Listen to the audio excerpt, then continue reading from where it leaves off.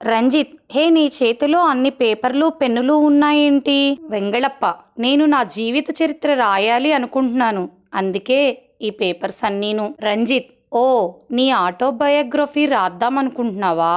వెంగళప్ప, అవును. రంజిత్, అలా అయితే ఇంట్లో కూర్చుని రాయకుండా రోడ్డు మీద ఏం చేస్తున్నావు? వెంగళప్ప, ఆటోబయోగ్రఫీ కదా నేను రాసేది, అంటే ఆటోలో కూర్చుని రాయాలిగా, అందుకే ఆటో కోసం ఎదురు చూస్తున్నాను. వెంగళప్ప, అమ్మా నేను ఆడుకోవటానికి వెళ్ళనా? అమ్మ, షాప్కి వెళ్ళి కాఫీ పౌడర్ తీసుకొచ్చి అప్పుడు వెళ్ళి ఆడుకో. వెంగళప్ప, సరే అమ్మా. అమ్మ, ఏంటి ఇందాకెప్పుడో వెళ్ళావు షాప్కి, ఇంత లేటుగా వచ్చావు.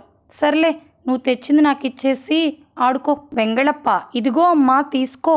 అమ్మ, ఏంటి కాఫీ పౌడర్ తెమ్మంటే ఫేస్ పౌడర్ తెచ్చావు? వెంగళప్ప, నువ్వేగా కాఫీ పౌడరు తెమ్మన్నావు. కాఫీ ఎక్కడ అమ్ముతారో అని చాలా వెతికాను, కనిపించలేదు. ఇంకా లేట్ అయిపోతుందని పౌడర్ ఒక్కటే తెచ్చాను. అమ్మ, అయ్యో, కాఫీ పౌడర్ అంటే నీకు ఇలా అర్థమైందా? దిలీప్, హే నేను ఈరోజు ఫోన్ కొన్నాను, బాగుందా?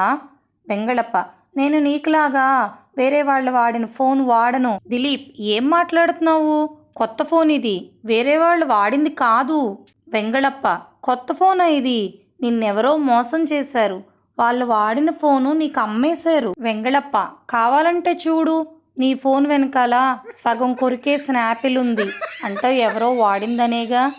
దిలీప్, అరే బాబు, అది యాపిల్ కంపెనీ ఫోన్ లోగోరా, నీ తెలివికి